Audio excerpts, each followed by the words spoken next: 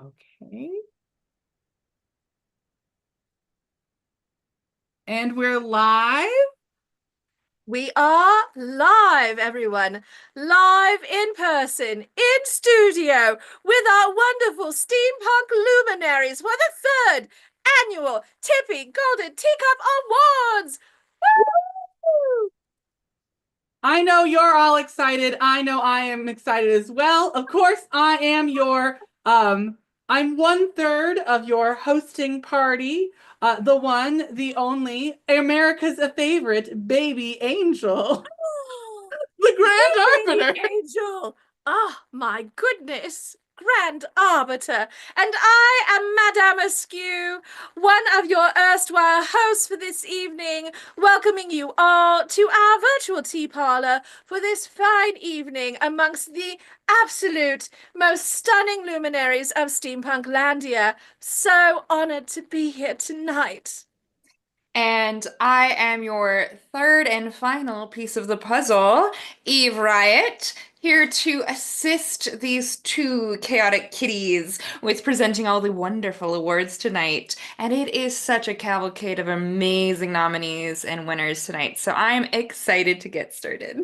I I Excellent. am too. We actually have a number of new categories this year. We have new folks winning. We've got some classic awards like the Grand Macaroni. We've got some brand new awards like the Brass Forge. We've got so many new and fancy awards. We have a mid-show game experience for all of you. And we're just delighted to be here. Madam Q, this is our third year. Can It you, is. I know you already wrote a long and a detailed article with many cited sources that you certainly got an A plus on. Thank Um, you. on our Patreon, which you can join on patreon.com and support these kinds of endeavors. They do run with a budget of $0, but I certainly don't. Things cost money, and I am a very fancy thing. Um, so, Madam Askew, can you give us just this is a brainchild of all three of us, but you really were one of the like your your You took spirit. the reins of this chariot and drove it forward. Yes, With yours. my kitties as my mounts who are pulling the chariot. Yes. I love our community, and I often talk about how magical I feel that Steampunk Landia is at its best. And how significant it has been not only for us as cheeky comedians on the internet, but as an artist, I am so honored to be a part of this community. But I know, and I think every artist in their heart knows, that there's a lot of work by yourselves in the dark corners of your workshop, and you may end up in a bit of a space wondering, what am I doing? Why am I blending this tea into fabric? What story is this? Why are there singing whales? I don't know. Will Where's the anyone ever like epoxy? it? And so, one of the most important things for me is having a moment of connection with fellow artists who tell me, I've seen your work and I love your work, and your work is important. And so, as artists, the three of us really wanted to take a moment every year to celebrate our community, the people we see doing beautiful work, and elevating and expanding our community. All of these awards are more than a popularity contest. They are beyond that. This is not about who is getting the most limelight or has the most likes and follows on social media. This is about the people we see making gorgeous art and also making the table for Steampunk Landia bigger, pulling up more chairs, not just squeezing themselves in, but adding another chair for other people who are doing the work of elevating their fellow artists and also sharing their own knowledge and experiences to inspire and teach the next generation of artists coming up into our community. And that is so important to acknowledge. It's not simply doing a flashy thing, it's doing the hard work every day to make your own art, but to also make a pathway for other artists to participate in our community. I'm very passionate about it.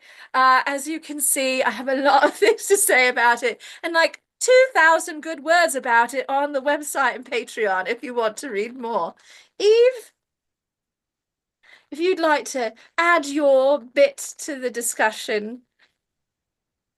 I do think you've summarized it very well. It's very important that we recognize the work that's being done by members in our community, because if we don't recognize it, it is hard to consistently self-validate. So this is our opportunity to make people feel seen and make people feel like the work that they are doing is worthwhile, because we do acknowledge it and we do value you and we want you to stick around and keep creating and doing whatever kind of art inspires you and collaborate with those who care about you.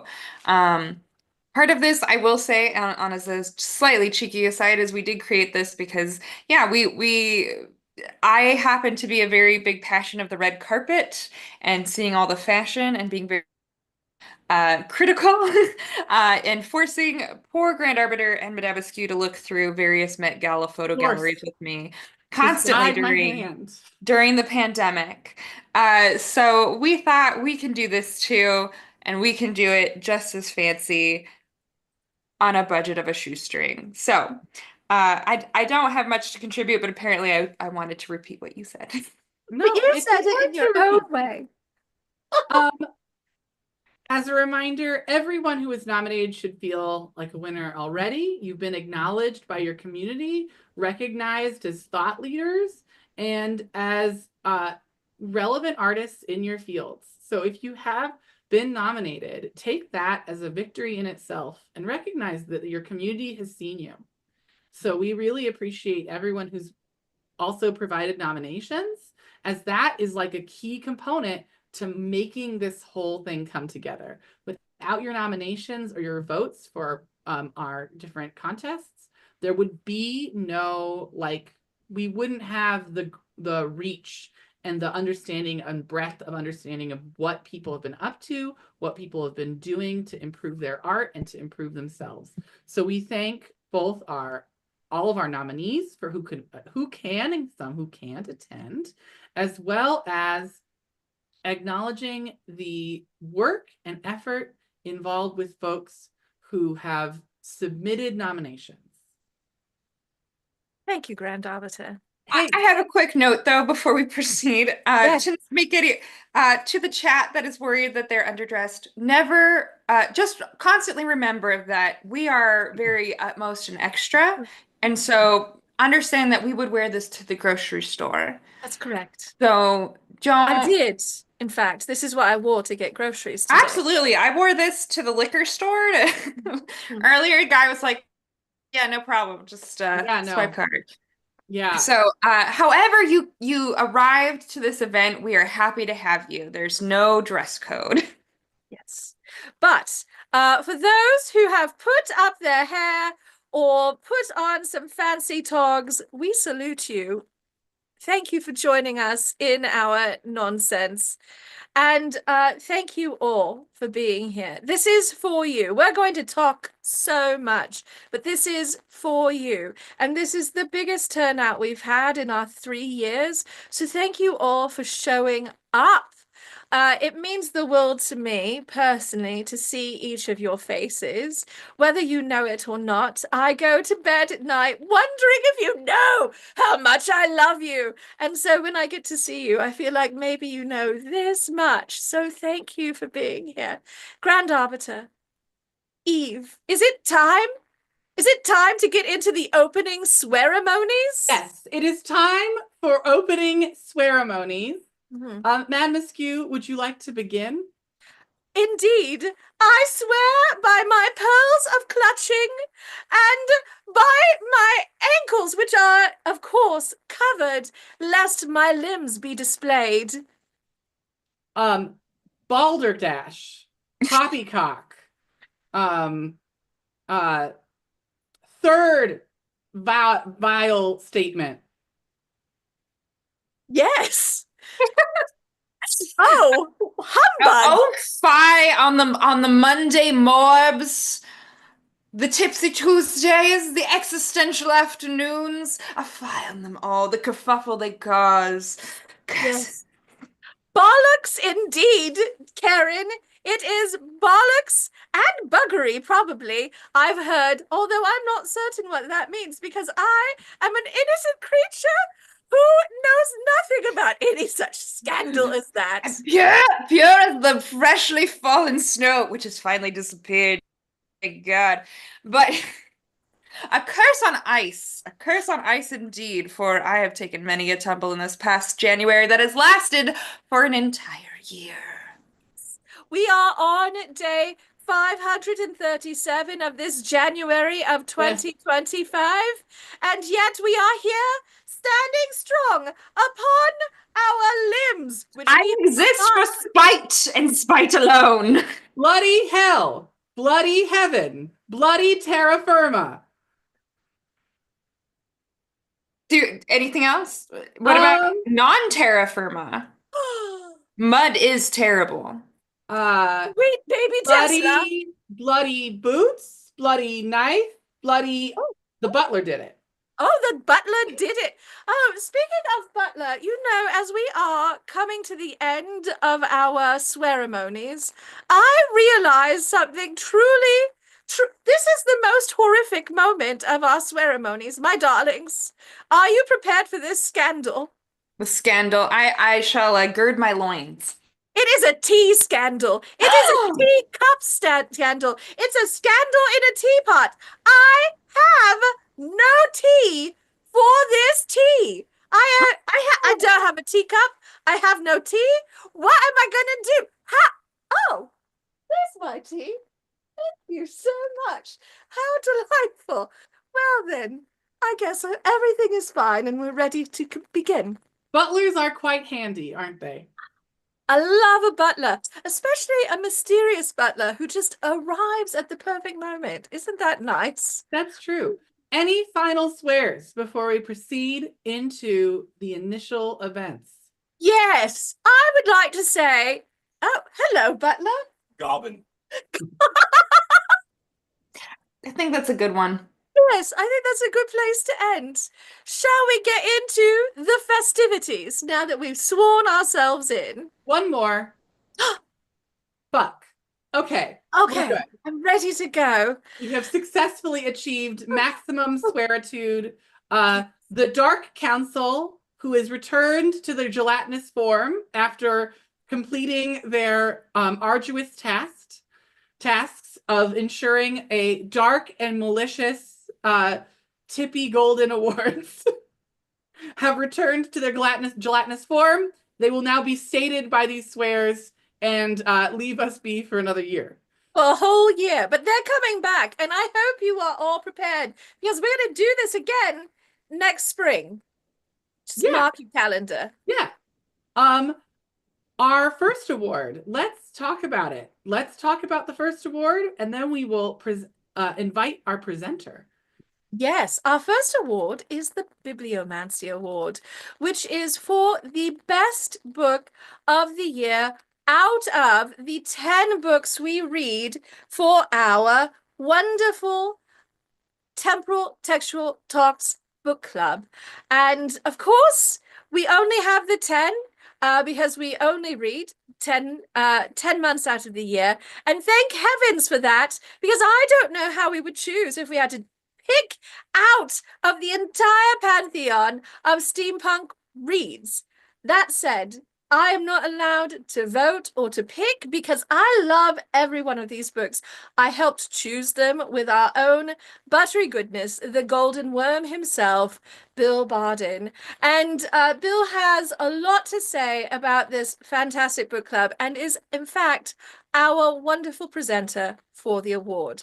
For those of you curious about, yes, what we did actually read last year, I'm going to paste all of the books and authors with links to their websites and the book so you can purchase your own copy or recommend it to your lending library. I highly recommend owning them yourself because they're just such wonderful books. But promoting them at your library is also a wonderful activity. Oh, it says I have too many characters. Oh dear. Well, I'm going to do this in two goes. Pardon me. This is a very minor technical difficulty, but nonetheless. Grand Arbiter, will you prepare our buttery goodness for the next portion? Yes, if I can find him. Where has he gone to hide? He's gone. He's gone. He's gone to ground. No, never! Not the buttery goodness. You are ready to go as soon as you turn on your as your camera's on, Bill. My camera is on. Where are you? He's right there, Grand Arbiter. I've already spotlit him. Oh, You are blinded by his beauty. Why don't I begin? Blinded by my forehead, more likely. When our virtual book club started in April of 2020, we were attempting to foster a sense of solidarity. Mirroring the wider world around us, the steampunk community was in shambles as COVID raged, and a nationwide shutdown threatened the livelihoods of not just our authors, but so many people who were vendors, musicians, entertainers, and performers, and depend on conventions to keep income flowing. We wanted to do something to help, and Madame Askew suggested a virtual book club to help drive book sales and keep the spirit of steampunk alive. We also agreed that we particularly wanted to highlight marginalized voices in our fiction selections, and we have done our level best to include books from authors who hold those marginalized communities as part of their identity. Now, with the book club's 5th anniversary rapidly approaching, we have, in our own small way, helped keep steampunk on the cultural map and continue to foster the connections and friendships that steampunk events are famous for. We now honor the authors from our reading selection of 2024 as our members make the difficult choice of selecting their favorite book from our past year's list. And there they all are in the chat. Please do support your steampunk authors. And this year's favorite book from the Temporal Textual Talks Book Club is Karen Memory by Elizabeth Bear. Oh my goodness. Oh my goodness. Look, I am never, ever, ever going to tell you all how close this vote was, but it was a nail biter into the last moment.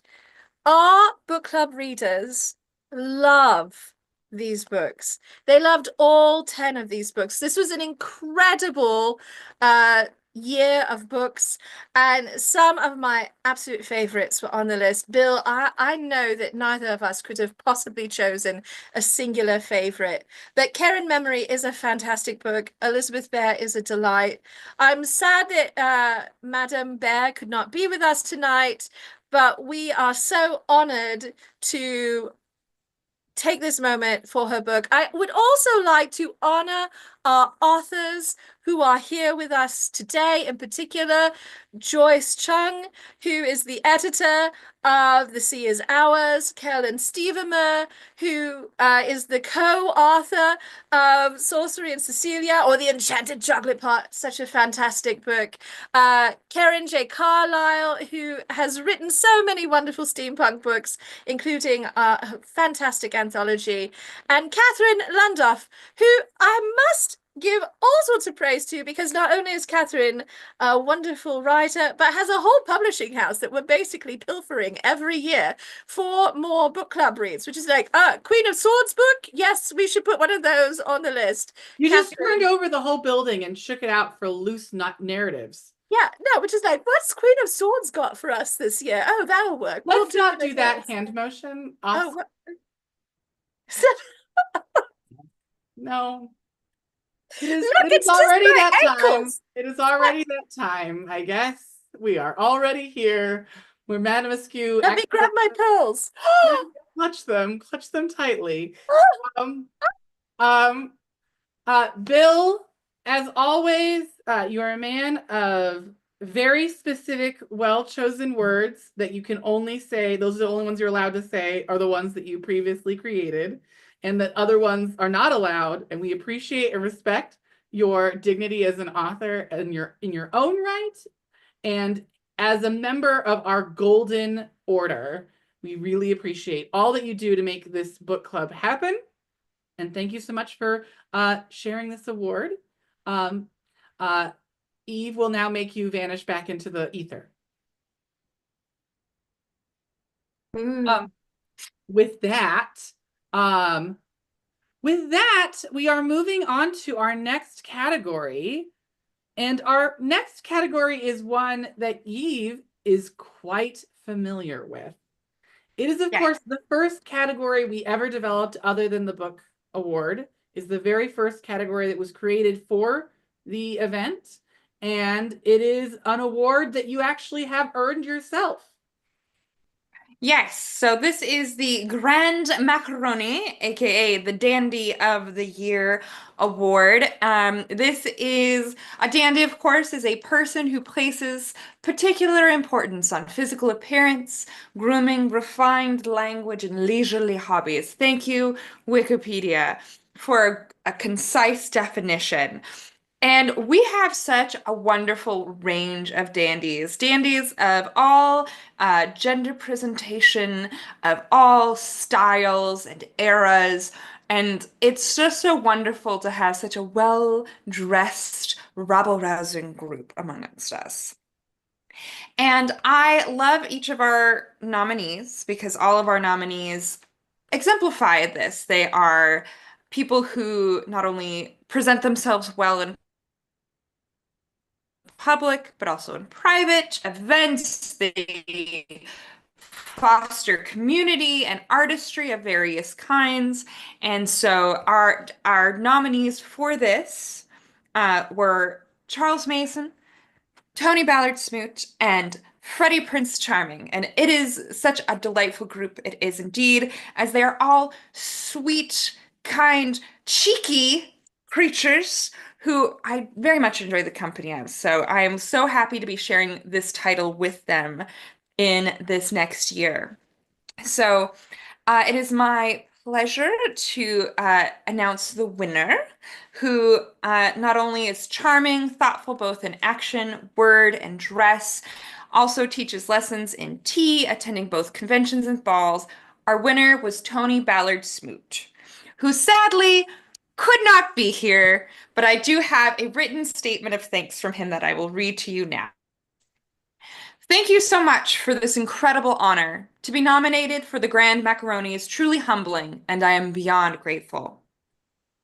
This recognition isn't just for me, but for everyone who shares their creativity, passion, and uniqueness.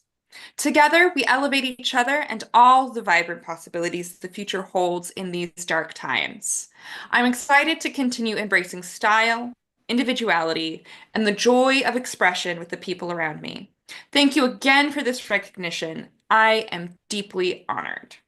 So that is for Tony Ballard Smoot, but that does not mean we do not adore all of our nominees who are spotlit now so that we can also celebrate them as they are here and we adore them.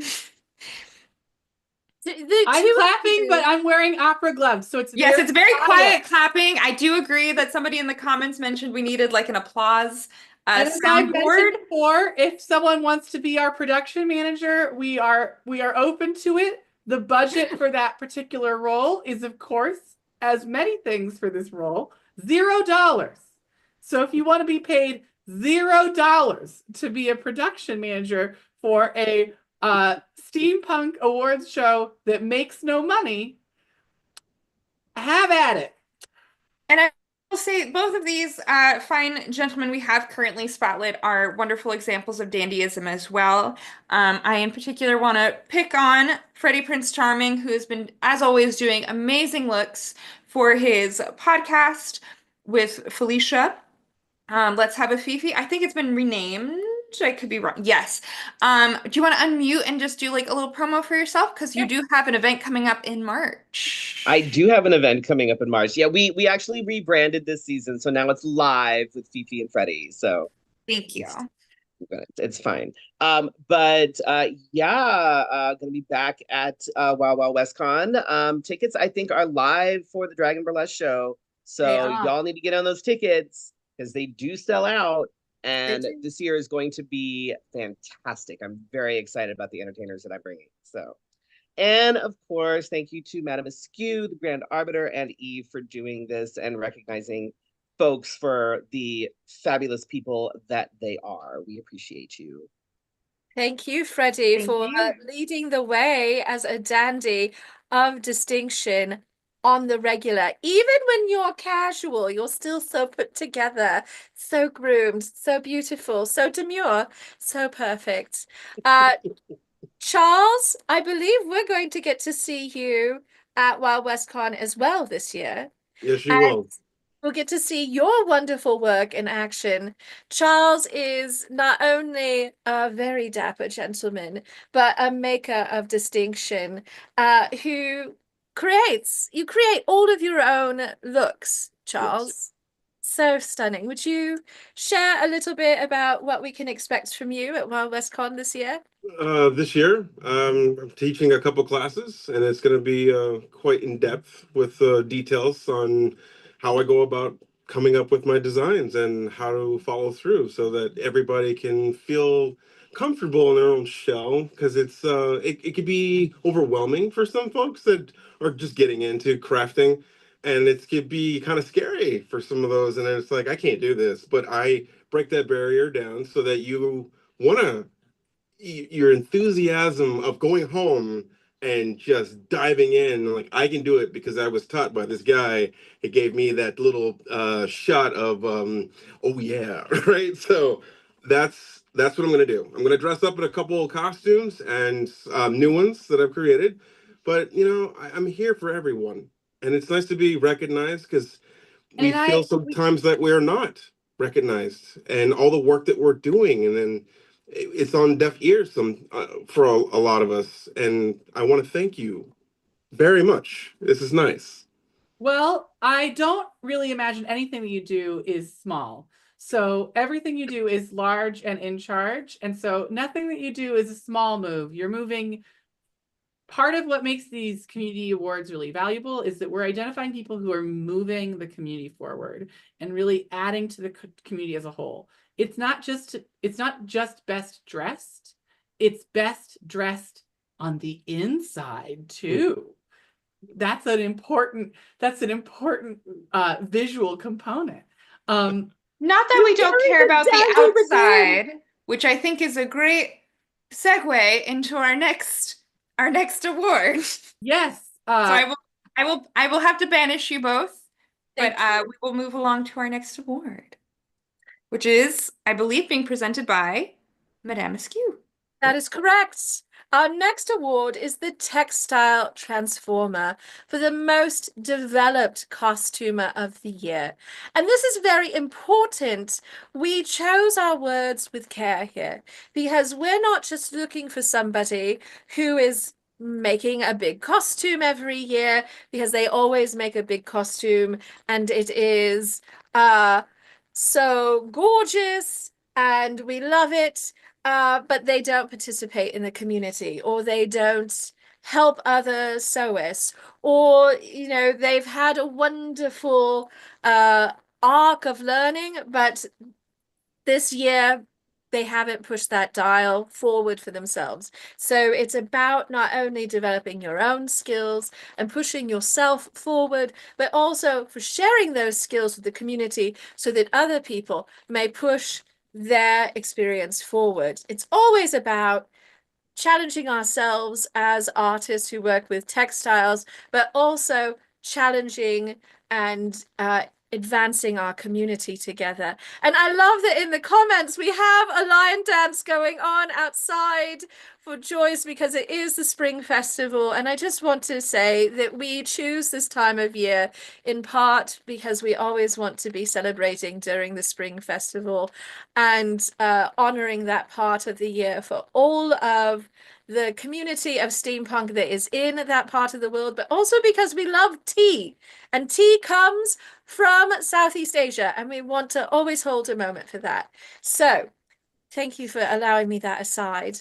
I am very honored to be presenting the Textile Transformer Award because as a sewist and as someone who makes costumes, it is so important for me to be leading the way, to be teaching and sharing what I know. When I first came into Steampunk Landia as a time traveler, there was definitely a kind of tension in our community between keeping your secrets to yourselves and making people buy your garments or buy what you made and never telling them what you did. And then people who are like, but we are all makers here. We all want to learn. Why are you expecting us to reinvent the wheel when we can learn together and improve together and improve our community together? And I love that, at least in our corner of Steampunk Landia, the idea of sharing knowledge and helping each other is what prevails as a community ethic.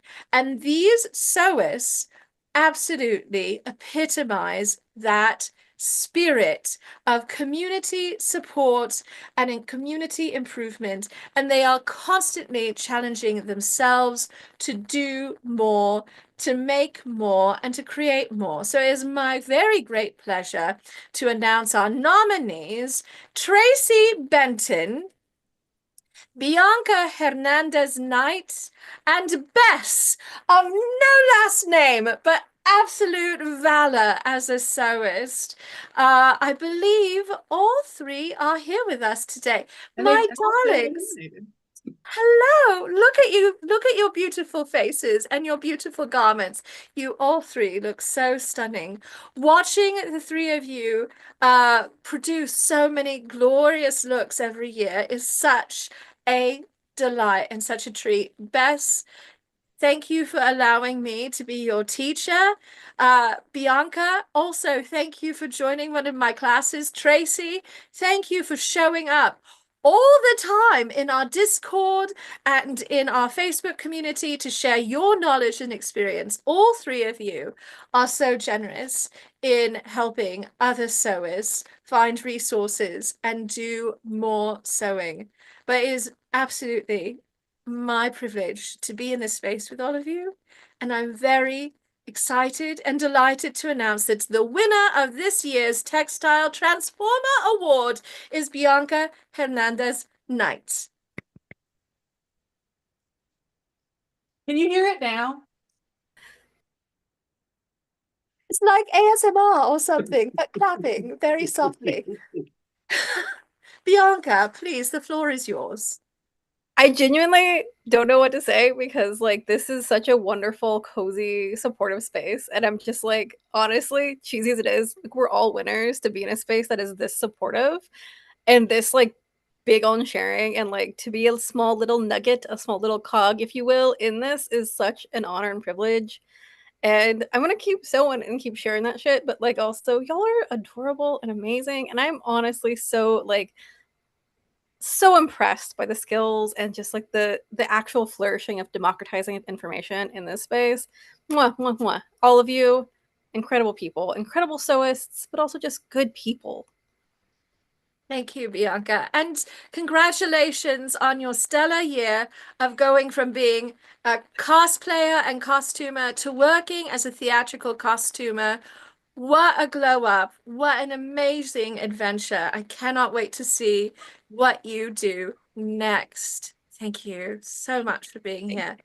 Oh, and thank you, Bianca. Thank you, Tracy. Thank you, Bess.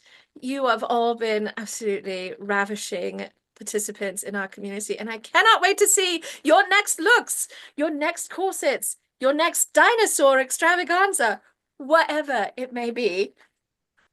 We hope to see you continue to evolve so you can be nominated again. So be sure that you continue to to hone your skills, to think bigger, and to be yourselves to the best and largest way possible. Okay, and Eve, we will now banish you into the ether Into the ether. into the ether with a lot of you. Up next is our newest award. And I was the one who pushed for this, so I wanted to talk about it a little bit. So this is our newest award. It's called the Brass Forge Award, Best Prop Maker of the Year. And I wanted to go a little bit into this because best doesn't mean most authentic, most real, or most prolific. Best in this instance really describes people who are taking the art of prop making and ensuring that art is not lost and that community continues to thrive and grow. All of our nominees represent people who are creating art and sharing art with everyone and ensuring that these skills, which are very high risk of loss, like all of these skills, the things that are required to do this kind of prop making, is a skill that is rare and special. It's hard to come by, and you really have to share it to ensure that that art continues to permeate the world. And so all of our nominees should feel really emboldened to continue to work, do amazing, huge, fantastic work, but also continue to advocate for prop making as an art. With that, our best brass, for the Brass Forge, we have a large number of nominations that Eve will illuminate as I say them. We good? I will help Eve illuminate the nomination. Hold on, not everybody has their camera on, so this is one of the few times where I do have to go hunting. If you don't have your camera Charles on. Mason, Brian Fadros, Tobias McCurry, and Chief Hazard, and of course, Stephen Torres are our nominees for this category. Each of you, in your own way, represents the art and skill associated with prop making, bringing your own flavor, strategies, and really your own sense of aesthetics to this important component. Mad Askew and I are notoriously not prop people. My hands are always moving. They can't be held down by objects. And Madame Askew, her delicate little bird wrists, they can't hold anything. And so we've not always been as connected to the prop making community, but we recognize that a prop can elevate a costume and it can tell a story all on its own. And these artists represent that skill taken to its ultimate pinnacle, the apotheosis of storytelling through physical objects. All of you have really moved me as artists, and I am so glad that our community found it appropriate and correct to nominate all of you. And it is with my pleasure, dignity, and legal responsibility to announce that the winner is Charles Mason.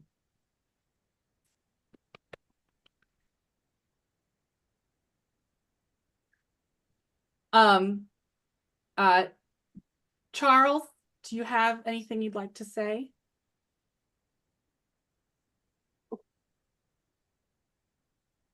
That's kind of hard. Okay. You know, I do this every day to better myself, to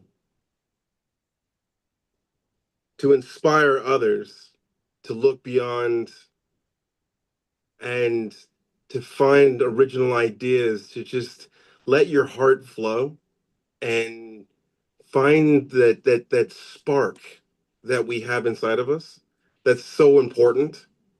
And you have to listen and trust yourself. That little voice that you have doubt sometimes. You trust the process, you work through it. When you start something, it's tremendous. Do you know what I mean? And I do it every single day. And I want to talk to as many people as I can. And it's hard. And I don't know if I'm getting to everybody. And I'm surrounded by people like you guys. We're working together. We've built we've built better worlds at the stuff that we've done together. You know what I mean? Like every time we stand right next to each other, it's like, who are these powerhouses in this world that you're blown away. You know what I mean? Like you have creativity in this room that will just shake your core, right? And it's just I want us all to continue that path, and I love sharing that with you guys. The steampunk community is like the best place for that family love that we all have together, and I I will find no better family than this community right here. I feel the love every time I'm with you guys in a room. Every time we sit down on the stairs and we just chit chat. Every time we have a drink, it's fantastic. And I'm going to continue that, and I want to do it with you because I love you guys that much more. Appreciate it. Thank you, Charles, for being a real light for this community. Charles, if people are looking for you, where can they find you? Let's see, TikTok, Lord Mason 78, and Instagram for right now. When other avenues open up, I will definitely go into that direction. But yeah, for And right we'll now, see if that's Wild West Con is your next convention, or when's your yes. yeah. So far, so that's my only one right now. But yeah, we're slowly working in ideas and what's going on because that my new Warhammer 40K.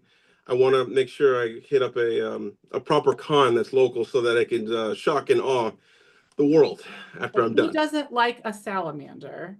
I hear Right. they're for a space marine, they're more friendly than most. You should Uh, probably go to Worldcon in Seattle or something like that, Charles. I That don't know. sounds I fantastic. mean, I'm just going to throw that out there. It might be that some people we know are going to that and would like to see you. I don't know. Just hint, hint. um, Chief Hazard, please tell us where they can find you, find your work, connect with you folks. We want to make sure y'all are all makers that are needing to connect with your communities. This is your moment. Tell them where they should go to connect with folks. Yeah. um, Facebook till something better comes along. Haslab.com is my website. I actually got kicked off of Etsy because all of my stuff has been too realistic, I guess. So I'm no longer on Etsy. I do a lot of local vending events though. Up here in east of Seattle, we've got something called the Odd Mall, and twice a year it's just me and 170 other artists with wacky stuff. Next one's coming up March 29th and 30th. If you're looking for nerdy shit or taxidermy, come give it a check out. Tobias, you're nice, I guess. Moving on. No. Okay, I can be next. First off, thanks for having me and thank you for hosting this. This is very wholesome and good, disgustingly so. I can't just flat out compliment it or else I'll cramp the reputation. But it's awesome that y'all are doing this and it is extremely, extremely good and wonderful. If you want to find me, I don't do as much steampunk work these days. A lot of my stuff has been very post-apocalyptic-y or cyberpunk-y. But I'm easily found on springheeledstudios.com. That's like Spring-Heeled Jack, which does have a very steampunk origin. But yeah, next event-wise, honestly, I think I'm running my live action role playing event, Discovery Rising, out here in the Pacific Northwest, and after that will be SakuraCon, which is an anime convention out here in Seattle. 30,000 weebs all gather around to enjoy anime. Excellent, excellent. And Wow. excellent, excellent. You should go and attend these things because I will, of course, be too busy. Again. Ryan Radrash, please tell us where we can find you, what you're up to, and how people can connect with you. I'm trying to stay warm because it's like 30 below on the East Coast. Oh, what? That's illegal. It's horrible. No. You can find me on Facebook, Blue Sky under Brian Fadrosh Designs. Can also find me on Instagram, same thing. If all else fails and you can't find me, you can go to keycitysteampunk.com and just find me there. I'm working on a flamethrower for my father, which is the weirdest thing that I've ever had to say. But it's a flamethrower for my dad who wants to dress up. So that's weird. Next event I'm at is at Telltale over here on the East Coast, and then after that, I'll be Key City in August. Great. Well, please sure to check out all of our lovely prop makers and all of their lovely wares. Some who take commissions, some who buy pre-existing content. Be sure that you're connecting with them because I know I'm not a prop maker, but I know where I could get one. Like, I don't have a gun, but I know where to get a gun. We just want extreme teacups. Yeah, or like, I don't know. I feel like I just need like floating props that I can gesture at. I don't know. We'll cross that bridge later. That's worked very well for me tonight. I've just had tea floating in all evening. It's been magical. Highly recommend it. With that, we are going to banish you prop makers back to the ether with you, Your darling, continue to chat out in the comments as much as you like. Okay, let us continue. Oh, okay. We're up to another new category. I'm very excited about this category, Madam. I know that you are as well. We partnered together on this. As we do on so many things, Grand Arbiter. As Mamascu and I are arguably the best friends that the world has ever seen, we wanted to celebrate partnerships that were sort of built out of the stronger stuff. The folks who've built relationships that have extended beyond these two and have created a community that builds forward. So we focused on Dynamo Duos. The Dynamo Duos are the best paired synergy of the year. Now, we're counting any couple, pair, couple, romantic, or friends, or siblings that have worked together to try to make their community better and try to increase the amount of goodness and art in the world. I'm giving you a moment to speak. Oh, all right. I'm very politely, I'm like waiting for my moment. You are doing so well, Grand Arbiter, as you do in all things. Part of being a member of a Dynamo duo is not only creating your own magic, but making this piece of art that is greater than the sum of its parts.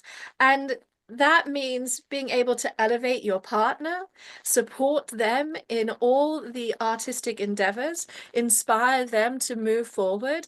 All of these are things that the Grand Arbiter does for me, usually at 10 a.m. every day when he calls me on the ether device to give me a pep talk about how the world may be on fire, but we can still make art. It's a very important job in our particular dynamic duo. Arguably my only job, but it is an important one. No, Grand Arbiter, you have a more important job, and that is to look beautiful and to wear the clothes I make you. Well, it's a small So job. yeah, so it's a symbiotic relationship. Yes. And And you know, thruples are also welcome. As you can see, we have the most amazing thruple here with our dear Eve. But there is a tradition in Steampunklandia of duos coming forward, to create conventions, to build community spaces, to host airships, to build props together, to make art together, to panel together, to become exceptional presenters who go from con to con, encouraging conventions to be more wholesome, more inclusive, more accessible. The people on our list do a multiplicity of things. Not only are they artists, but they are community leaders. They are mentors. They inspire their fellow members of Steampunklandia. These people are actually, frankly, doing too much. They are doing the most, and we love them for it. And thank heavens, thank sweet baby Tesla, not the company, but the actual spiritual dude who like talked to pigeons and Pigeons. the pigeons, his beloved pigeons. But these people were all nominated by you, our community. The Grand Arbiter and I are clearly biased because we love everyone. And I want to give everyone awards, but I was told we simply don't have the budget to give everyone awards and we have to make choices. Well, the budget is $0. Yeah, that's So very unfortunate. and so $0 is the amount of a you can only squeeze water from a stone for so long. It's quite miraculous I've really gotten any, to be honest. But our nominees are Lord and Lady Towers. Are these people here? No. They are not here. Thank you. You are welcome. Asgard and Lady Wheelsworth. Who are here? Steve and Leah Bladen. I don't believe they're here. They're too busy. The problem is all of these duos are so busy making art. The lady scientists, Danaeus and Sidone. Who are here. And finally, Dina and Jason, the wonderful con chairs and masterminds behind Wild Wild West Con. They go by no last name because, like many glorious people, we know them only by their first names. Hello, friends.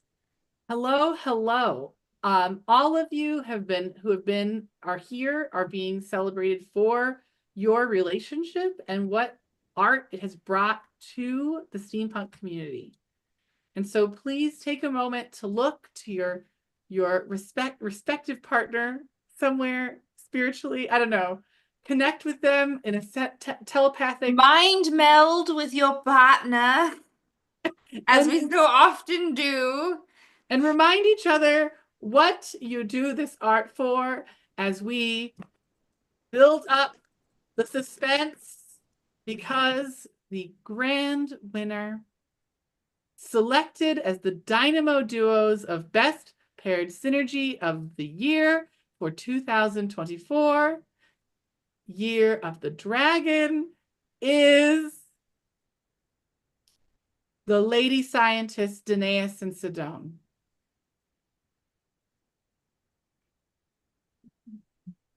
And then the crowd goes wild. Ah! It's really hard when there's just the limitation of sound. I really do need a soundboard, but I don't have a soundboard boy to point at to do soundboard stuff. It's very annoying to not have a soundboard gentleman. Sidone and Danaeus, please unmute and tell us your story, connect with us and share, and in your own words, tell us what this award means to you. Wow. Thank you so much. And to mirror other individuals, we really appreciate that you guys do this and give us, support to expand our steampunk community. And yeah, just wow. Danaeus and I have been friends since college, like way back last century. But true, though. It is the last absolutely century. true. Absolutely true. We met in organic chemistry class. Two nerds sitting up front in the front row. We've been like best friends ever since. And we went to Rincon, and that's where we were exposed to steampunk and you guys, and we were hooked. And then we wanted to be like you, so we started presenting and started making, and yeah, the rest is history. We've just been friends forever and just really enjoy helping others be better at what they do safely. And what projects are you really excited to share? We have, how about we have Danaeus tell us? yeah, go ahead. I keep interrupting. So, our biggest theme and what really got us into this, and I apologize, I'm actually running another event tonight, so I stepped aside to accept the award. But this was really important. Thank you so much. We really espouse the concept that everyone can be a maker, and that steampunk should be fun and welcoming. That's really why we do what we do. So things like parasol dueling and workshops. We've really embraced our scientist side and health and safety with the Taming the Toxic Tool Bench, helping makers find ways to be safe and healthy in their workshops. And our newest thing that we're really excited about is Hamster Wars, which is a lot of fun and silliness with hamster automata in the battle arena. So our biggest goal is just that everyone who comes to a steampunk event feels welcome and that they can be a maker and that we're excited to have them join us for a good time. Well, thank you for being a part of our community and congratulations on your awards. Of course, we can't go anywhere without acknowledging, of course, Lady Wheelsworth and the automaton Asgard. Where can we find you folks next, and what projects are you working on? Currently, our projects are for Wild Wild WestCon. We're also working on projects for Key City. Our next 3 events, though, will be Bourbon City Steam, Wild Wild WestCon, both in March, a week apart, and then King Con in May, where we will be judging the costume contest. Fantastic. Thank you so much for being here. I've been I am in the city of the Bourbon City Steampunk, so I have been telling everyone to get their tickets and come to see you all at the convention. So I'll probably have to get a day pass unless somebody wants a social media maven for the day. I'm pretty sure the Grand Arbiter can unleash me for a little bit if needed. I wouldn't say no. We'll connect later, but I'm Okay. so excited to see you all back in Louisville for another year. So I'm looking forward to seeing what you all bring. So these 2 wonderful ragamuffins, whom I adore with all of my heart, Lady Wheelsworth, and currently Asgard obviously is in the workshop because we have assistant mechanic Marlene with us today. But the 2 of you were award winners last year, and it was no surprise to me that you were nominated again for an award this year because you do so much in our community. Like the lady scientists, you're out there really pushing the boundaries of what steampunk can be and reminding people that steampunk is a place for all of us. So thank you for your work. Please make sure to share your social media links in the comments. I'm just saying, I know these 2 have a Patreon as well. Ask me how I know. It's because artists support fellow artists. That's right. But they We have all share the same $5. There's one $5 bill in the world, and we all share it. It's like the brain cell. It goes around. Who's got it now? Who's the orange cat this week? Marlene Sterling, it is an honor to know you and to share the space with you. Sedan, Danaeus, thank you for all you do in our community. To all of our other dynamic duos who could not be here today, we know that the reason you can't be here is because you're too busy being dynamic and duoing so close to the sun. And we respect that because we have a similar problem. All 3 of us. So thank you all. Please continue to do beautiful work and to uplift our community. It means so much to all of us. It's such a pleasure to see you at your best. And please enjoy your trip back to the ether. Dun dun dun! Back to the ether. We need like some sound effects too. If we could get that sound, You just need a soundboard. I need a soundboard. I have a child's first theremin, but that's about all I can contribute. But a child's first theremin is a very wonderful steampunk, accessory. Everyone needs a theremin, maybe in a hairpiece, maybe like a holstered The theremin. Harriman. Like, The Harriman theremin. I do have a harriman. We meet once a month. That's goofy. Okay. Well, moving on, as we have an agenda and a schedule that I wrote with my gloved hand. Yes. Roberta, I have a crisis. What? I'm out of tea again. I need more tea. Thank you. Thank you. Well, we are at the mid-show break, which means we are going to do our fun game experience that we have done.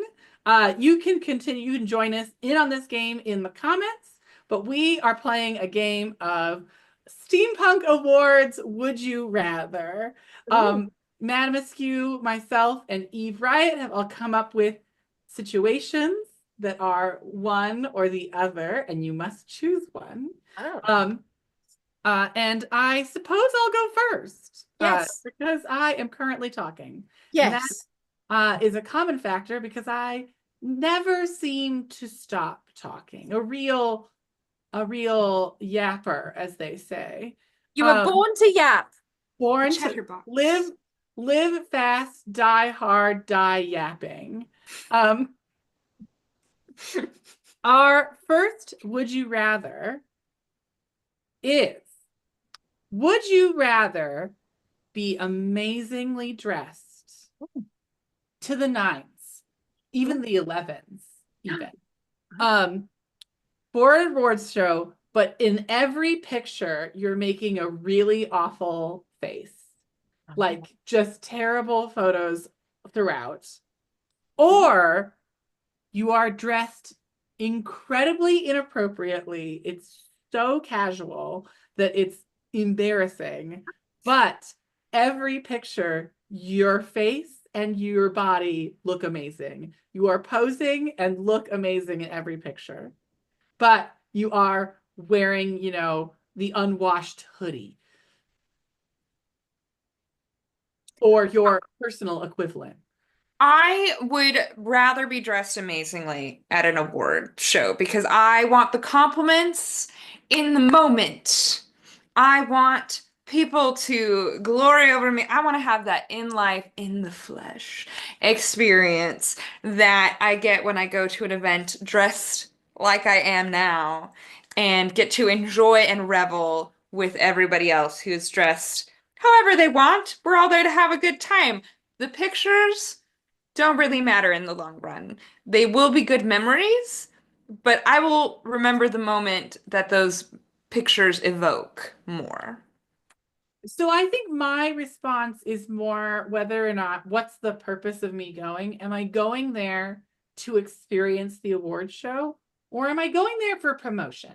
Because if I'm going there for promotion, there's something to be said that you were really casual, but you look amazing in every picture. You will be talk of the town. Everyone will be like, they looked amazing, but were dressed like trash. It's wild. And that is a all press is good press kind of situation. So I think you're slightly eschewing the question, though. You said in pictures specifically, not in the moment. So Okay. that to me is the big distinction, is that if I show up dressed poorly, it doesn't matter that my face looks good. People are still going to remember that I dressed poorly. That's true. But if you were, I'm saying that these pictures are particularly amazing. The argument for this particular engagement is that the pictures are particularly amazing. Like that my face is amazing. And you're posing and you're like in the pictures, you look incredible. I just don't think I've ever taken a bad picture, so I just can't relate. Oh, you can't imagine. That's true. That's true, Eve. You've never taken a bad picture. This is why we're running challenges.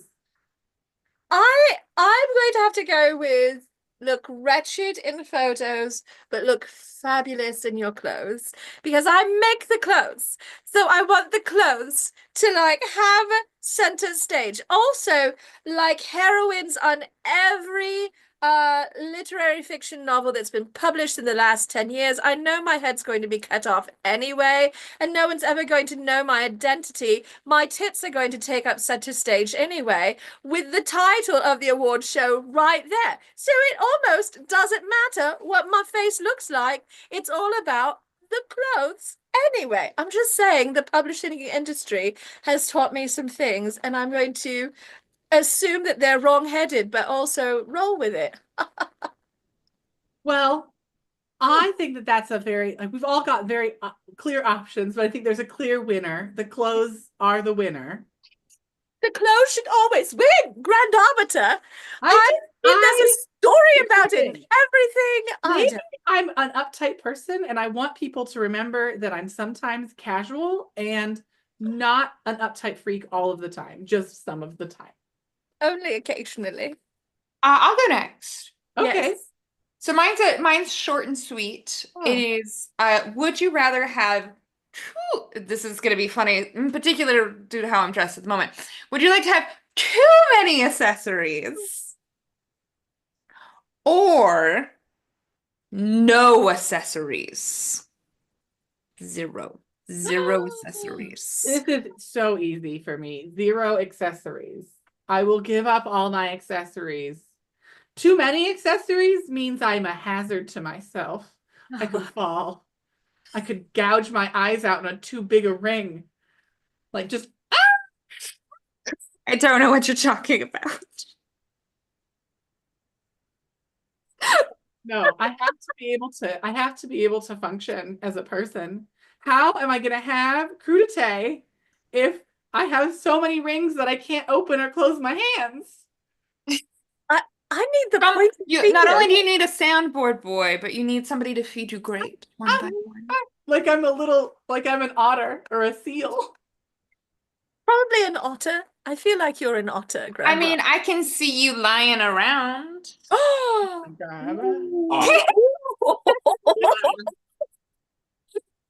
but yeah, I do think no accessories is a much easier life choice. But Madam Askew, I think this is the hardest question for you. Yeah, I will let Madame think about it for a minute longer, so that way she can have a war with herself.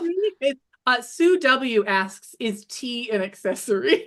No, it's a beverage. I think Lifestyle. a lifestyle. Yes, where is your tea? Have you? Oh, you got it. It's great. I'm actually with the Grand Arbiter on this one. So I align in that I can make an outfit work without accessories. You can still be well dressed without all the gewgaws and I mean, Eve Riot, you have demonstrated that you can look amazing with little to no even clothes. So yes, clothing optional. Clothing and accessories optional. Although with that case, though, I would need some accessories because there are blue laws, and I do have to follow those. Otherwise, I would get potentially arrested. So I would have to give up burlesque if I went with the no accessories route. I still think I would do it. I would just become a host instead, because I do enjoy still being on stage. I can find other ways to be on stage.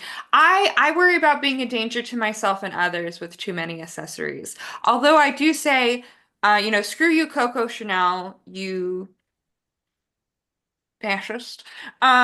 I will put on more accessories if I have Coco to. Chanel's a fascist. She is a fascist. She's a fascist. She's a fascist. I'm trying to say this in a way so you guys don't get in trouble on streaming services. Oh, well, yes, I suppose we are mildly concerned about that. Mildly concerned. So just change the tone. It's a fascist. I'm gonna put on another accessory just to spite her on certain days. But if I had to make a choice, I would probably learn how to do the minimalist clean girl aesthetic if I had to.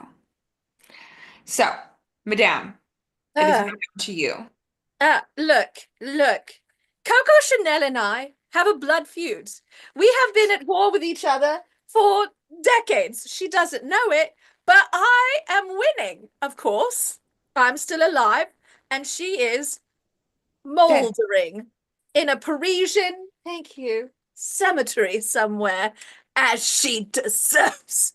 So I am pro all the accessories. Look, I like to go into a world and tell a story, an accessory story. I want people to stop and pause and no, they don't look me in the eyes. I know they're not looking me in the eyes. I am a woman of the world and I have been alive a long time. I've made peace with that. So I have a lot of real estate in which to tell a story. And so I do. I like to tell the whole story. It is sort of a Samuel Johnson-esque length to it. You know, Alexander Pope would have concerns about the extent of my story, and I'm pretty sure that dear Mr. White and Strunk would be very concerned about my overuse of semicolons when it comes to accessories. But I am going to beat this metaphor to death because I don't care. I will accessorize with punctuation and with jewelry. That is just the life I live. And violence, apparently. Yes. Um, Yes. You will. That's another lifestyle.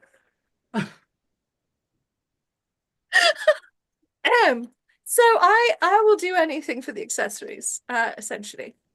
An And I will accessory- say, handcuffs are not an accessory, they are a tool. A tool Yes. to good use. handcuffs are not an accessory, they're an opportunity. There we go. Oh, they can be both. And tools are accessories. I love the comments, by the way. This is beautiful. You're all perfect and stunning. And I'm very curious. This one was workshopped with the team. Thank you, team. Would you rather always be perfectly on time, but you're a disaster upon arrival, or be terribly, horribly, irrevocably, unfashionably late and have a perfect entrance? This is a hard sell because I really hate pain, and the concept of falling down a bunch is unpleasant to me in my mind. Like truly a disaster is very, very violent. I think I'd still probably pick it though, because unfortunately I would rather just get the disaster out of the way. The being late, I can hear the sort of like Benny Hill music playing in the background as I'm running to try to get there on time, but arriving late. And I'm just like it's not a smooth entrance. And of course I arrive and it looked great, but the whole buildup before, the anxiety of lateness, looming, a shadowy figure in my room about to gouge my eyes out. No, I think I'd rather take the immediate pain rather than the long form. So I while Madame, you were reading this, I suddenly realized this is almost an impossible choice because either way, I will feel like I'm unprofessional. And I go to events typically in a professional capacity as either your social media maven, as a burlesque performer, as a guest panelist, and in some way I am presenting myself as Eve Riot. And so if I show up on time, but I'm a mess, that does not reflect well on me. If I show up late, but am perfect, that also does not reflect well on me. So I think that the easier one to recover from is being on time. As a performer, you always want to be on time for your event, so that way you have the time to recover, to prep, connect with the people you need to connect with in order to be ready. And if you show up kind of a mess, you can talk it out with the producer, with your fellow panelists, and you can take that moment to recover and move on whatever kind of show or event you're performing. Whereas if you are late, it is typically terrible, you cannot repair that.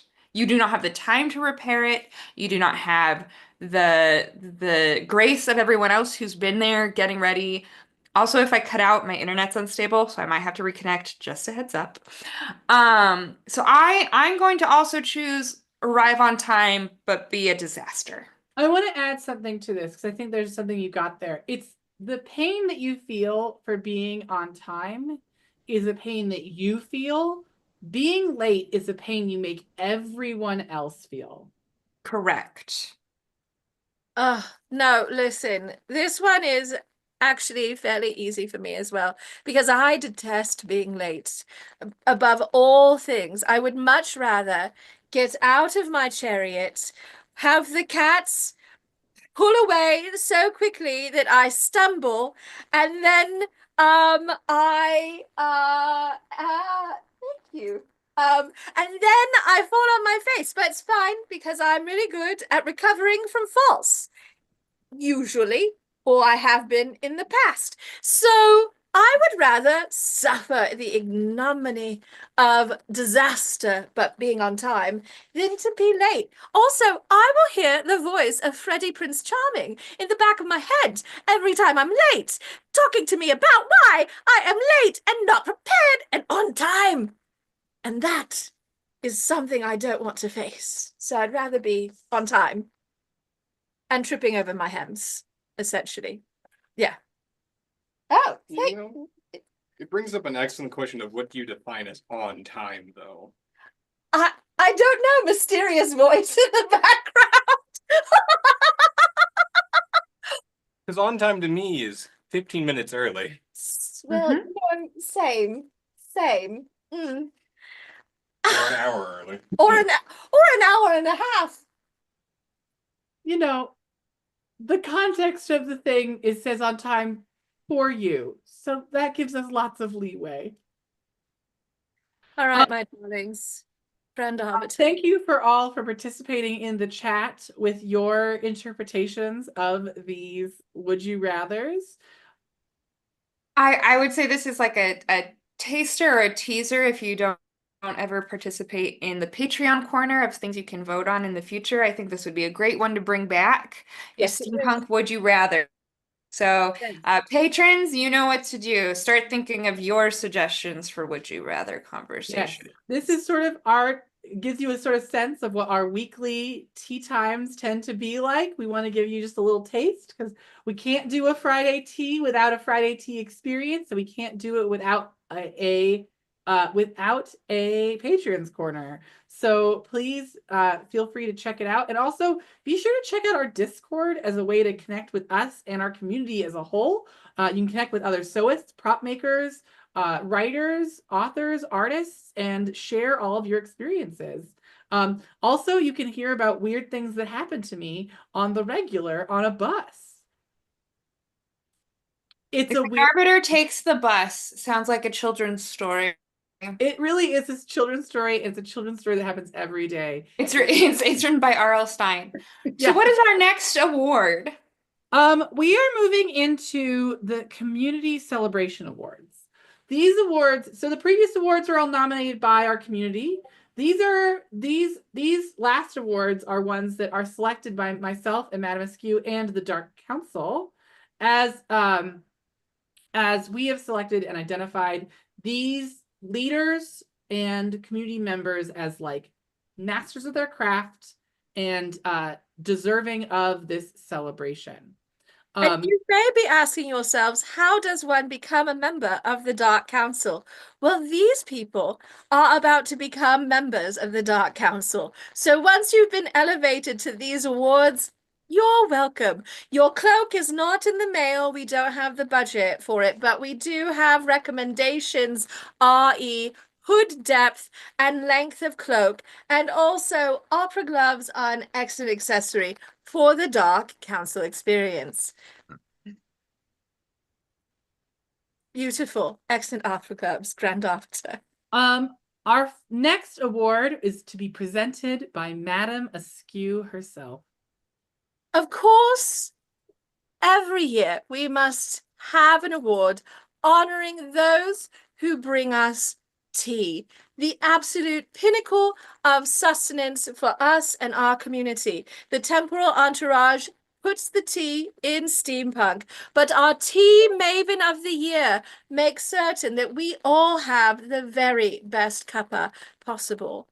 Our honorees this year for the Tea Maven of the Year have been providing the most scrumptious teas for well over a decade. We had the pleasure of meeting them through a series of laughable circumstances at Wild West Con that seem a little bit implausible now, but led to a wonderful friendship. I am honored and delighted to announce the wonderful people of Tea Punk Teas as our Tea Maven of the Year. And I believe that Genevieve is here. Hello, Genevieve. Welcome, my friend. We have not gotten to see you in person in ever too long, but you are still making the most glorious tea, and we are so grateful for every sip and every cuppa. Thank you for your good work of being a tea purveyor, a tea celebrator, and a pinnacle of our steampunk community.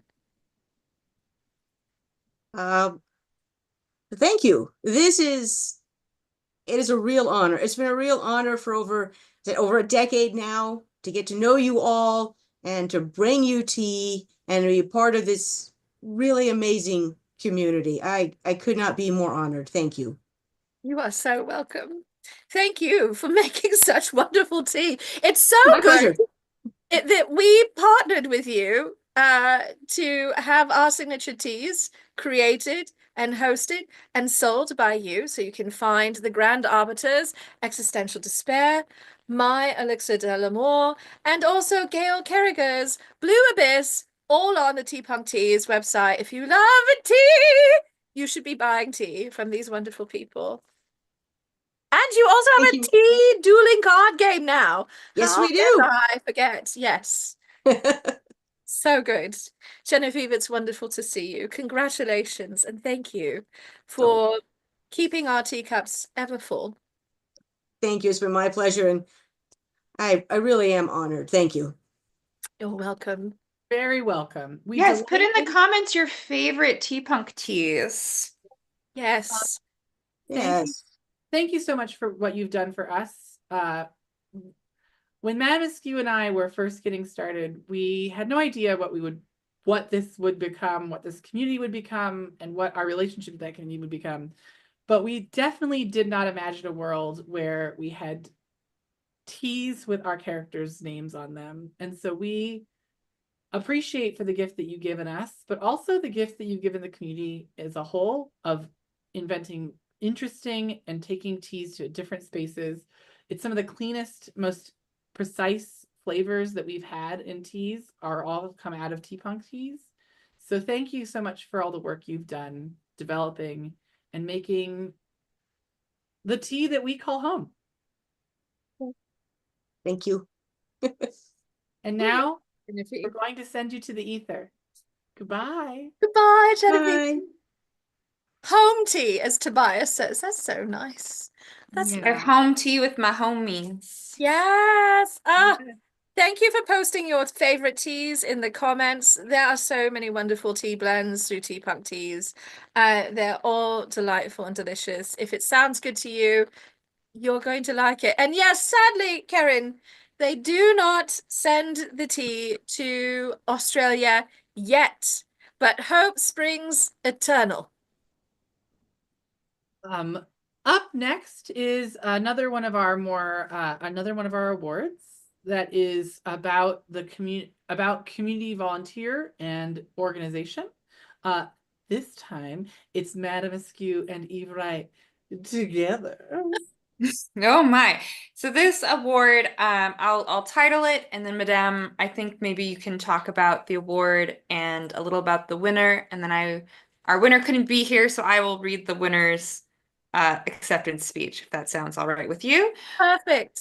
Thank you. So the award we're presenting is the Altogether Altruist.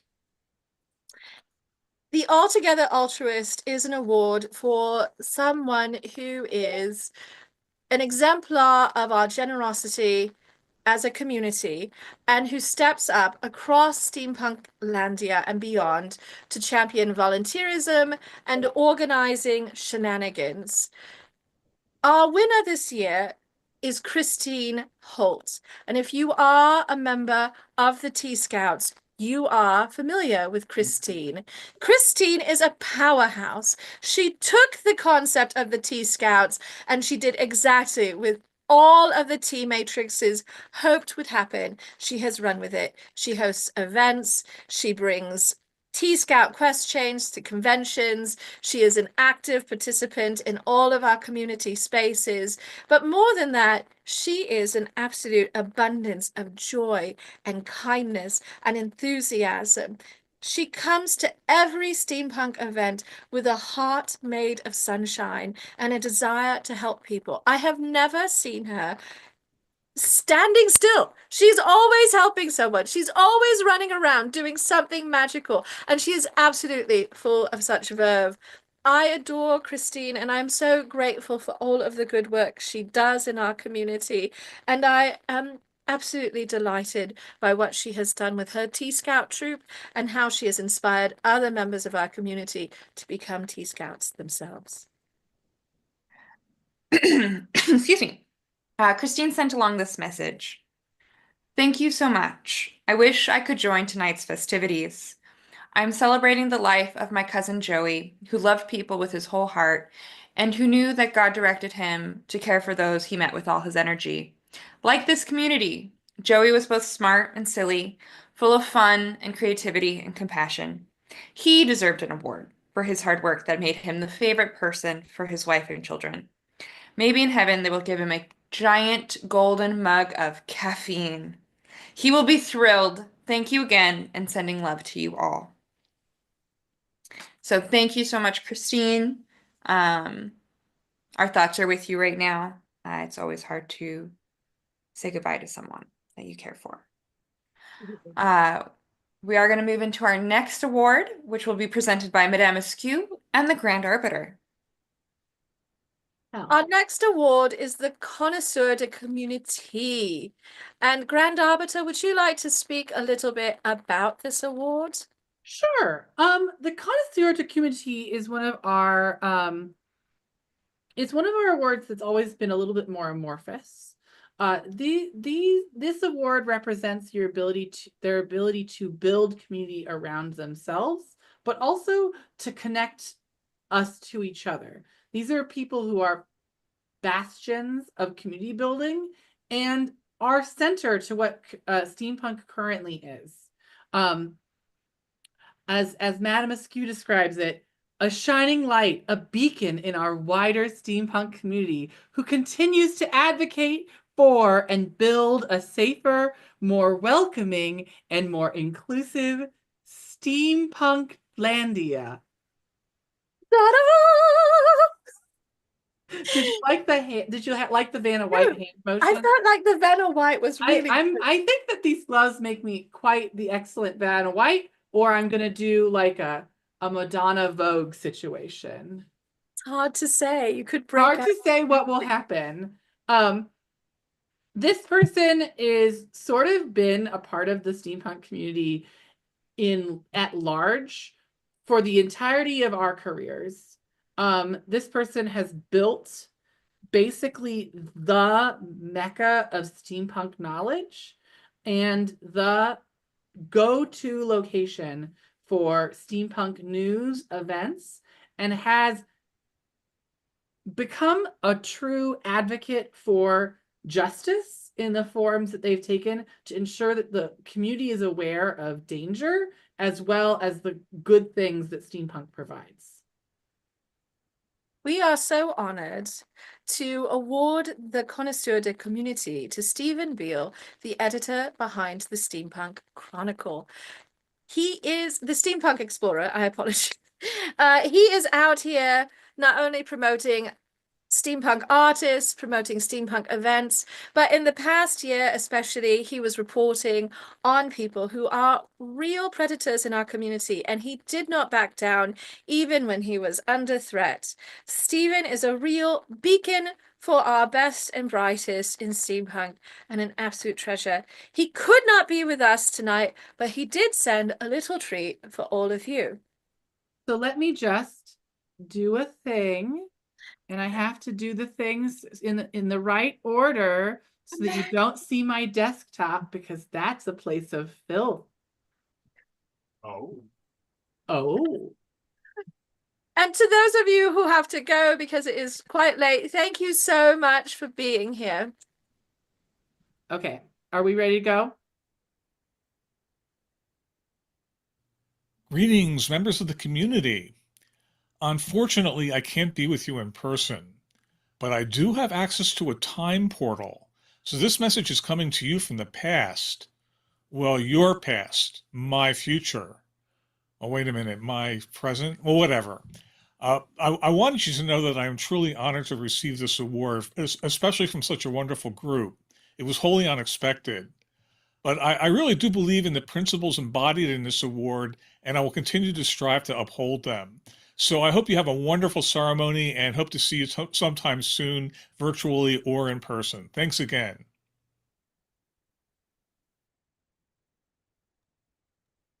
Thank you for sending such a lovely message. What a delight. Absolutely a treasure. One moment.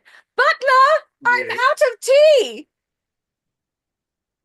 Oh, that's so nice. Everyone needs a mystical butler who provides them tea during event nights. It's I been know the I could use best. one, but unfortunately, all that's behind here is my winter nest, and it is very it's not a maid right now, so we just hide it with the very well placed paisley. Hide all A Paisley well-placed. hides all sins. And mine are quite large, so I need a large piece of paisley. So I've heard, Grand Arbiter. We are down to our penultimate award for the evening. We are approaching the end game, people. So thank you, everyone, for sticking it out. We know that this is a long show, and we're really glad that you've been here the whole time. We're proud of all of you. A pluses for everybody. I will be presenting this next award. Correct. That is correct. Eve Riot will be presenting this award. I was like, maybe Madam Skew wants to say something. I will take the lead.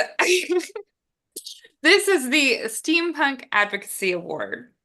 This is an award we give to exemplify creativity, vitality, outreach, ingenuity, kindness that inspires us as creators and members of our group. And I think this particular group is amazing. They really do promote diversity and equity and participation and joy in every event that they do or attend to. I had the joy of getting to meet them last March, I believe, at the Bourbon City's first attempt at their convention. And I just want to highlight a few things that they've done before I announce them. They'll know who they are once I start getting here. But they recently have participated in the Out of the Darkness Walk with the American Foundation Suicide Prevention. They've helped gather donations and supplies for crayons to computer teacher resources. Right now, they are organizing a group with Fleet of Fleece, with superheroines, etc., with donations going to the cat adoption team of Northern Kentucky and Southern Ohio in Covington, and the League for Animal Welfare in, I'm going to mispronounce this, Batavia. Which you can join that Discord through our Discord if you are interested in participating in it. So they really do do a lot of good in the world. And then they also organize outings in the Ohio area, including Black Fae Day, the Ohio Renaissance Fair, and BIPOC Vamp Day, which I believe is both virtual and in person. So they probably have already guessed who they are. It is the airship Ashanti. And if you are here, if you wouldn't mind, thank you. So please tell us about what you're doing, what your group is up to, and thank you so much for being here. Thank you so much. I'm Ophavia Lovelace. I am the mechanic for Airship Ashanti, accepting on behalf of our group. Um, this is really exciting and very unexpected. So, we have been going for this is our 11th year coming up this summer.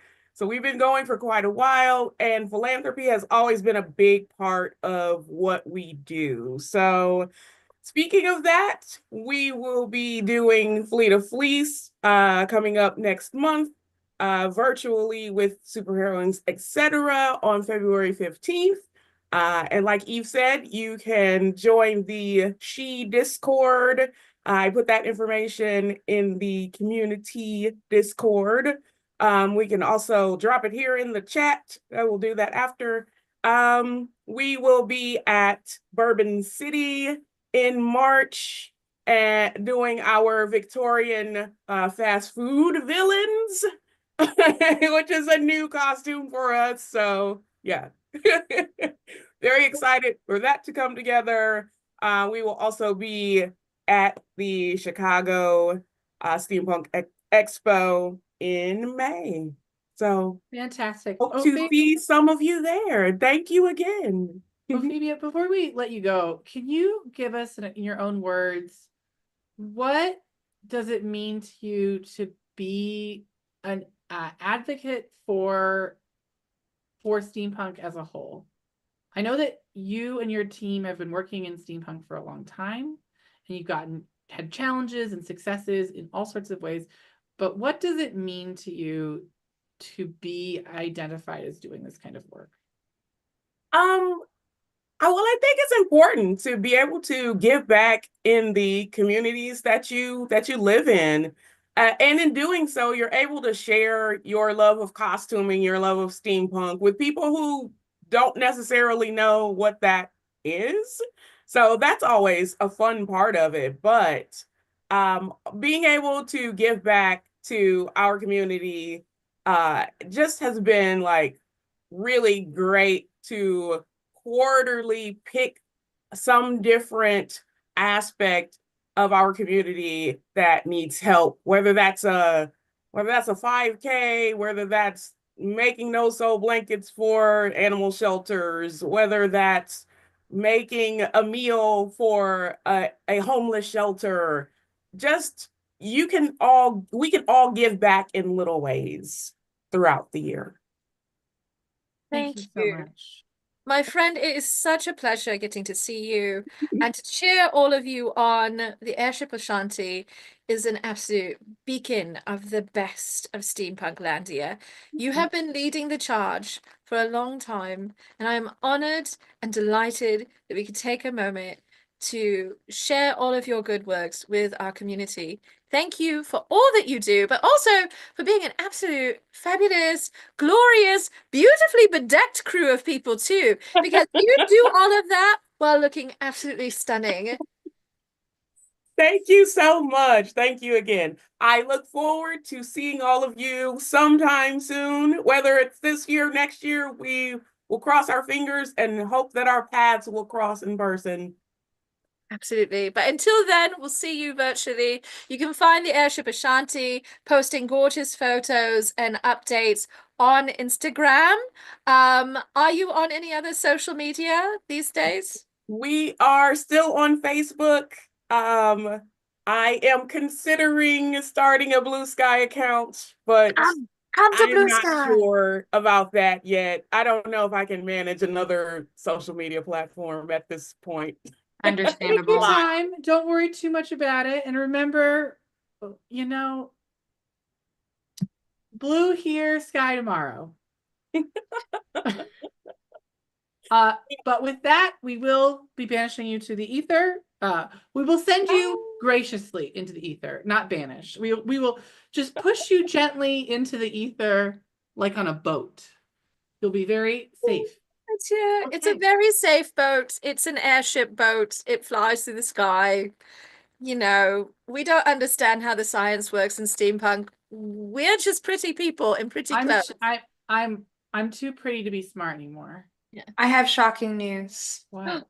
We're at the final award. It's The final award of the night. Oh, okay. I know you all want us to keep going for hours and hours and hours, but sadly, all good things must come to an end.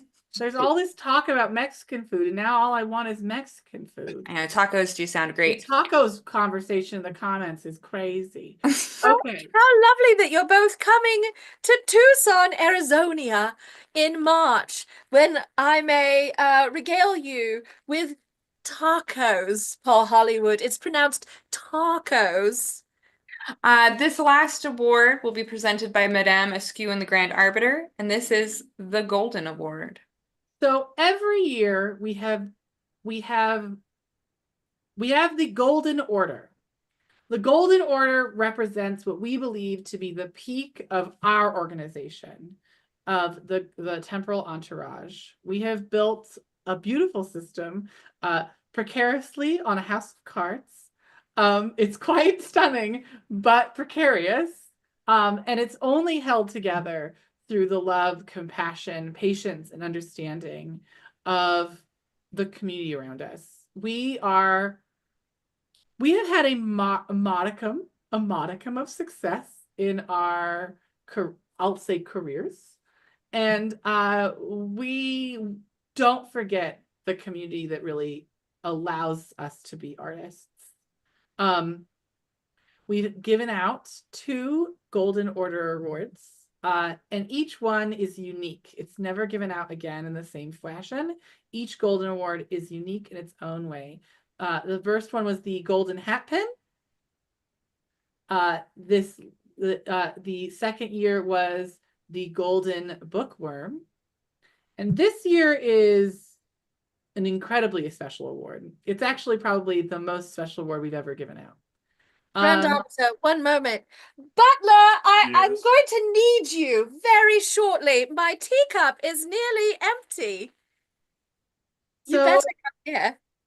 So when Matt Askew and I first started, we were 2 weird type A people who were built for stage, but were resigned to not be there.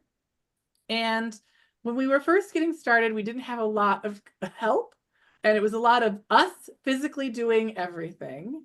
When it was clear that we weren't going to be able to do that, someone offered us their child.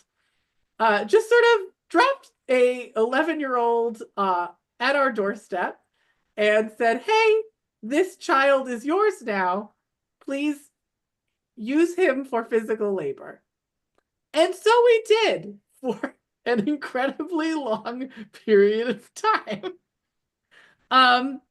At this time, this person has grown from being a young boy to a full-grown man, and has really come into their own as artist, as a creator, as a swordsman, and as, from what I hear, a lover.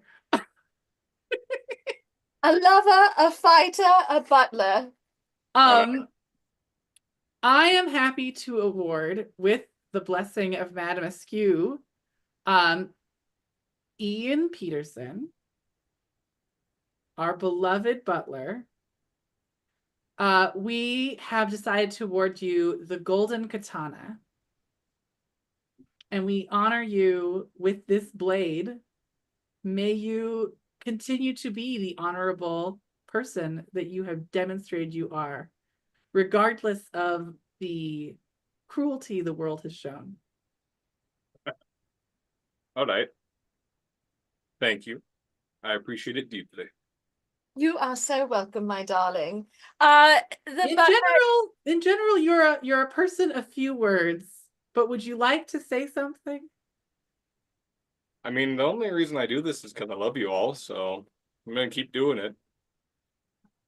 I appreciate it. Well, you are the sword that ensures that our enemies are cut in twain, and so I really respect that.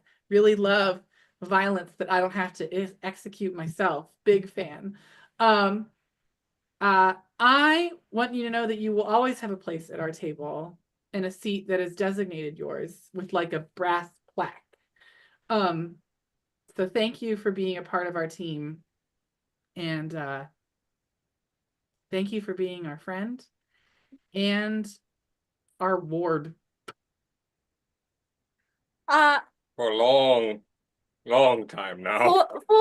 For well over a decade at this point. Yep. So I'm going to wax a little poetic, if everyone will bear with me, because the Butler Supreme was our first intern and our very first person who traveled with us, and also my godson. And I have actually known the Butler Supreme since he was an infant, and somehow I got to keep you, Yes. and I'm so pleased. Actually, that does not sum it up, but I am so pleased and I am so proud of you. But I will always remember our first adventure, which was on the Queen Mary for the very last steampunk convention that happened on the Queen Mary. And I can tell this story in many ways that are funny, but the truth is, I had a brown recluse spider bite during that convention weekend, and I mostly spent the weekend in a wheelchair and also strung out on very strong painkillers, but performing nonetheless because the show must go on even when actual death is on the line. And Just a little death. just a small amount of death. Leave it. It's fine. I lived. It's fine. As a treat. As a treat. God. It's like a crumpet of death. So It's good every once in a while, you know? Keeps you fresh. so perky. So you came with us on that adventure, and none of us of course knew that I had a brown recluse bite when we started out.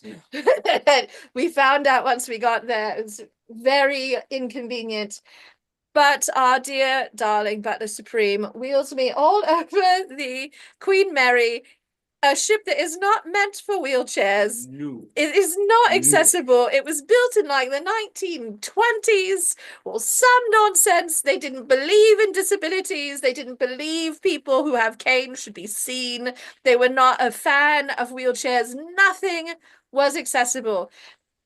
You were 13 years old. Yes. And you were an absolute stalwart and so good-natured and so keen for the adventure. I And love boats. you love boats. You found the best place on that ship for all the good adventures. Oh, yeah. But you also made a mean cup of tea. Yeah.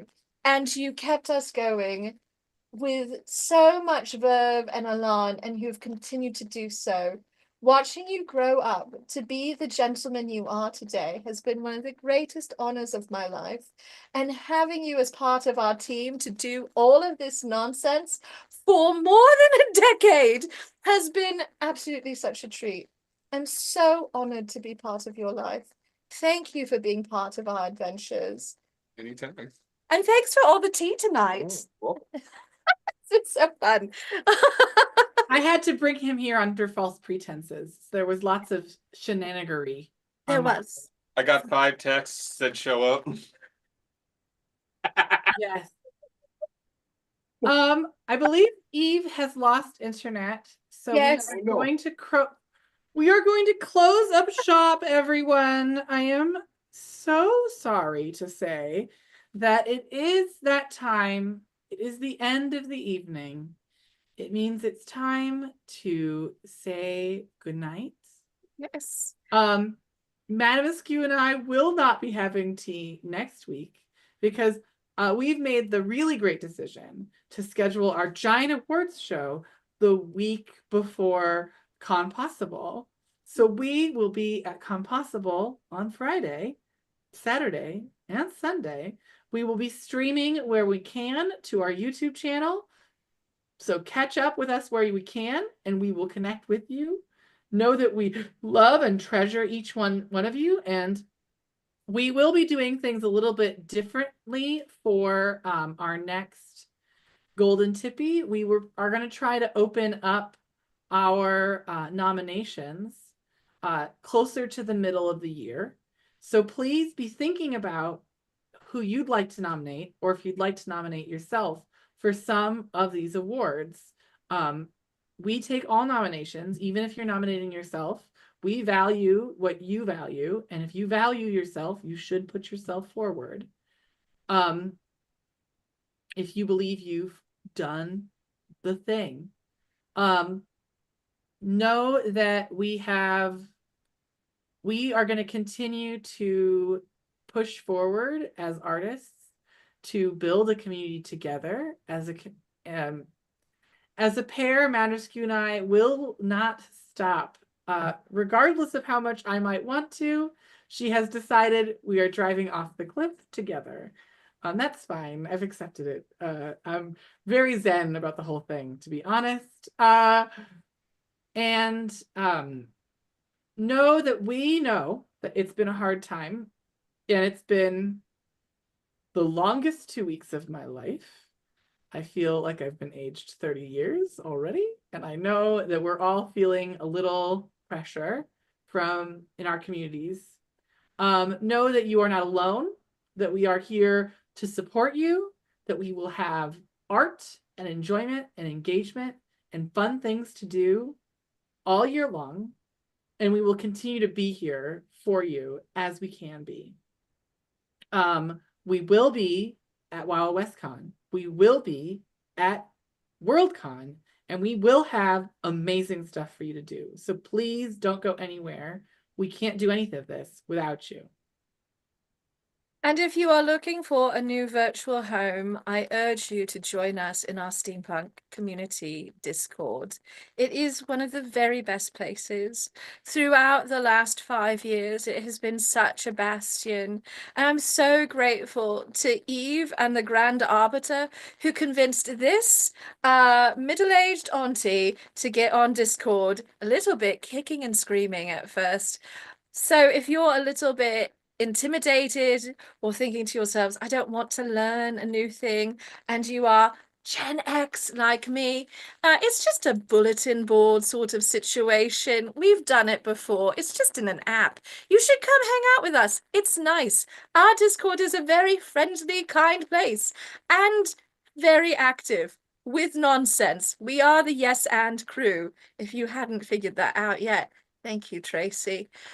More than that, we are stronger together. No matter what is going on in the world, community is the place for solutions, is the place for resilience, is the way we endure, it's the way we find joy. And I know that I could not make art alone. None of us could. That's why we have this celebration, because art happens in community. We inspire each other. We make space for each other. We validate each other. We complain together. The most important art of all, the kvetching. It is time for the kvetching. The wine with the cheese. Very important to have wine and cheese club. There is no Tippy Golden Awards without all of you. Please come back next year. Please come back every day, actually. Please remember that you are an irreplaceable treasure. There is no one who can do you as well as you are. And I know that's banal. I don't care. I know it's cheesy. I am shameless. I am a strumpet. And I love each and every one of you. So please go out into this world. Wash your hands. Get like and subscribe to our YouTube channel. Yes. Yes, please. Shill. I must shill. It is my duty and my responsibility to shill. No, please like and follow us, our YouTube channel. We don't know what we're doing, but it's there. And so are all of our events now. But do take the revolutionary act of taking care of yourselves, because if you do not fill your own teapot, you cannot pour cups for everybody else. And that actually did work as a metaphor. Huzzah. You got there. everyone agrees you are really talented, pretty, and funny. And like very pretty. I heard that twice. Thank you. Thanks. Thanks. Yeah. Yeah. Um, so you don't gotta stay here. You don't gotta if go you home. don't work here, sleep here, or sleep with someone who works here, bye-bye. We'll see you guys next time. And as I've come to be saying, it's not a goodbye, it's I'll see you later.